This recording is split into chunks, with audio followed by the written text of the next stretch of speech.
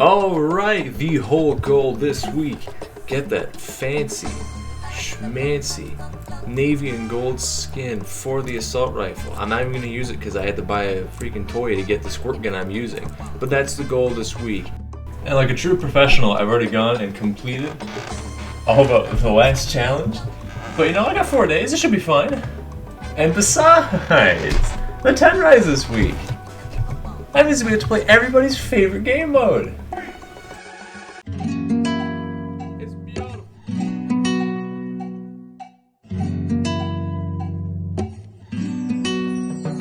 Too slow.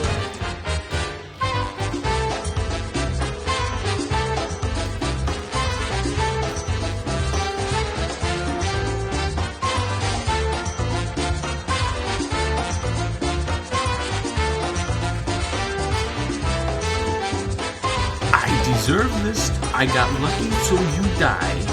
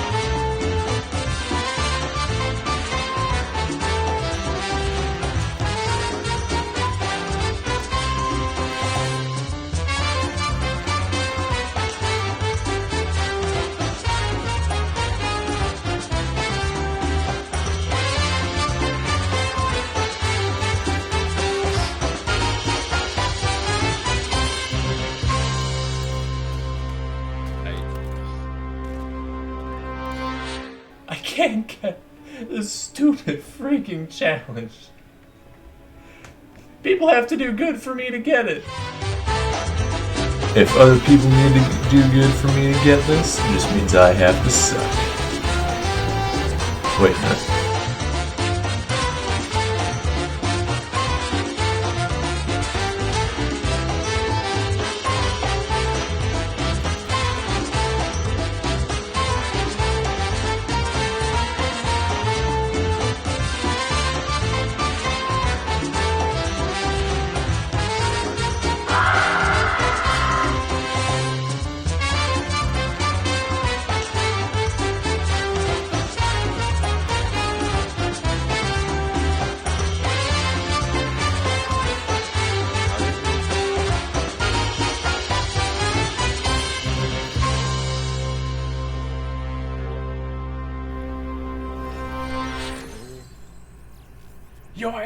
Yes!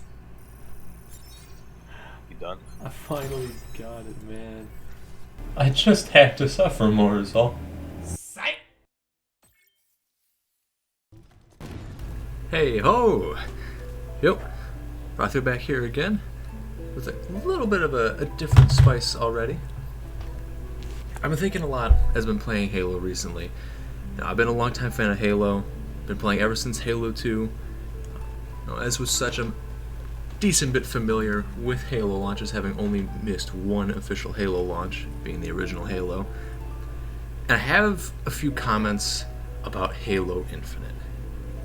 Because right from the start, I feel like most of us could kind of realize, especially if we're used to Halos, that there's a little bit something that's a little bit off. And there's a few reasons why that sparked, at least with me. I'm not going to talk for anyone else, because you would just have our own thoughts and opinions on stuff like this, you know? And if you hear something along the way that kind of sparks your interest, or you think it doesn't sound quite right, or you have a different opinion on, leave it in a comment. Absolutely. But with this game, and even such, I'm not going to delve super deep into this either, because I'm not intending to create an entire memoir regarding the reasons why Halo feels a little strange. Other people have already done that. They've been far more descriptive than I really want to be with this short little excerpt. So I'm just going to cut right to the chase with this stuff. And I'm going to start with saying just that the maps are bland.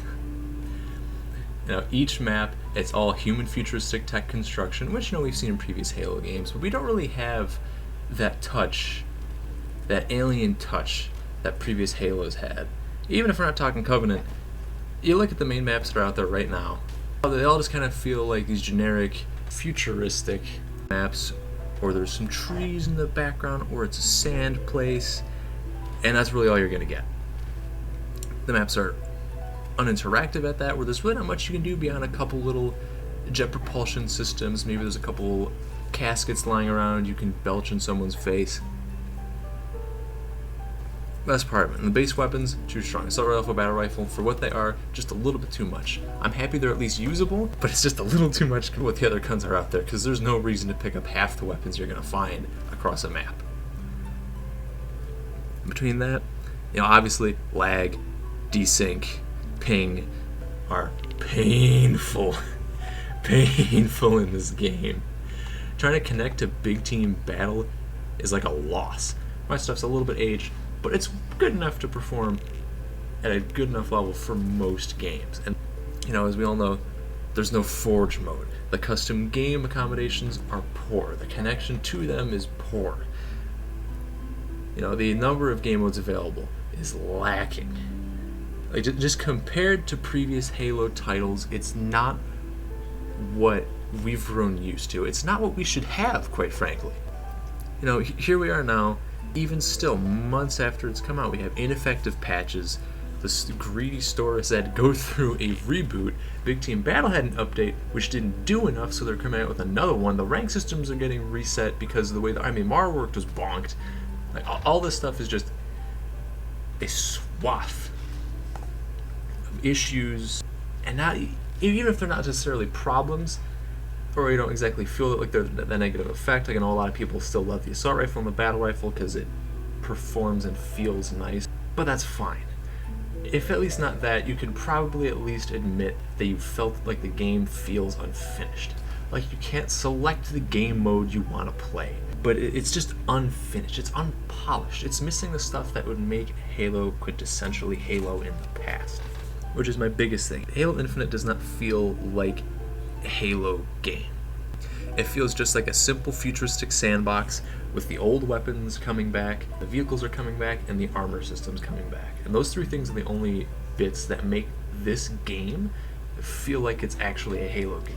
So many other things have either been tweaked or hasn't lived up to this expectation we've developed for Halo games. And it's not a bad thing to have those expectations for games. It's an important point to make. Halo games are old. Like, let's put it this way, Halo games at this point are old. But even then, the maps were immersive. They had different styles. That they weren't afraid to be ambitious with a level design, just on an individual map basis. That's something that you would see, if not even just one particular map. Most maps in the olden days had some form of interactivity that you had to be aware of. The one thing that I feel just epitomizes what exactly is happening with this game. When 343 originally had the early beta release that popped up out of the blue, the tagline they released with was "Finish the development." 343 released an official statement once the game came out that their whole goal was to finish the development of the game. And my major question would be, if your major goal at the start of a game is to finish the development, why would you not finish the game first and release it later? Even on a company standpoint, it doesn't make much sense, because that first bit is your opportunity to capture the market, to bring old players back, to introduce the best that you have to offer to new players, to turn new players into old players down the line. And to blow that opportunity just seems completely nonsensical. It's like what CD Projekt Red did with Cyberpunk. They released it early because people have been hounding them about it for so long. And what did they do? They released a completely unfinished, buggy product. The only fun part is that the bugs in Cyberpunk were actually funny. The bugs in Halo Infinite are irritating. Getting shot behind walls is something no one likes to see. You know, and in the end, Halo Infinite has received what I feel is, quite frankly, unwarranted support for what the game is. It's nothing extraordinarily unique. It's the same exact thing we've seen in previous Halo games. Granted, the weapons are much better as a whole, and a vast improvement to what they were in Halo 5, which is something I definitely agree with. But a lot of it just doesn't feel right given how empty the game is. It's taken me around 100 hours of time in-game to even be able to contextualize exactly how I feel and why I felt so off about this game for so long. You know, and I'd happily pay the full game's worth and wait until the game is complete. Even if that meant waiting until next October, we've already waited for 6 years at the point of when the surprise beta released. You know, I'm at least willing to wait that time. And I'm sure plenty of other Halo fans would be willing to wait that time if it meant the game was more complete. And new players wouldn't know any better anyway, since they weren't waiting to begin with. So it would provide a much better experience for new and old gamers alike if they just gave it that little bit more time. You know, and this all being said, I want Halo Infinite to grow. I want 343 to put that time in and make Halo Infinite feel worthy of being titled as a Halo game. Because being a Halo game comes with a lot of weight. But that weight is justly due from how good the games were. And that is how good I want this game to be. And I just want everyone to be able to experience that same level. You know, even if, you know, custom games and homebrew custom game modes don't come about and proliferate the way they used to in the olden days, you know, the way we got Griffball back in the day. Even if we don't have that same level of individual content creation, even if that community has died down in volume, I want everybody to be able to experience all the things that it meant to play a true Halo game. Everything that came along with it is such a wonderful time that I want Halo Infinite to be that game. And in truth, it is a wonderful framework for that. You know, so many pieces are set up correctly that even if there are some flaws here and there that would prevent it from being even just as good as the old games, I believe we can make it to where it is great enough to be worthy of being called a Halo game. So if 343 puts actual effort into transforming Infinite into that game, now it would be wonderful for the game as a whole if 343 did put that energy in. You know, they've blown opening month. You know, there's a good possibility they're never going to get the players back who have already left due to the blatant errors and or lack of content that's in the game. That's just a sad fact we have to admit at this point.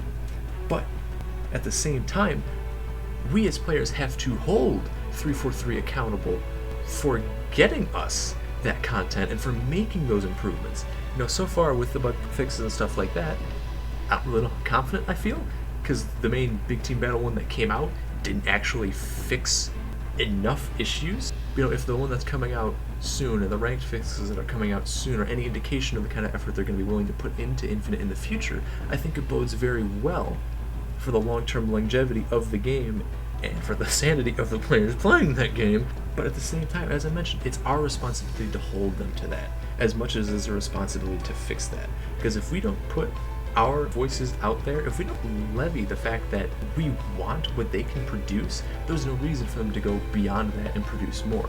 They would be more than willing to just sit back and shill out easy new cosmetics or effects as an easy way of getting money beyond that. We need to want Halo to be the most that it can be in order for them to care enough to put the effort into making Halo what it has to be. I'm confident and hopeful, more hopeful than I am confident, that 343 can do it. And at this point, hope, wait, and make our voices heard.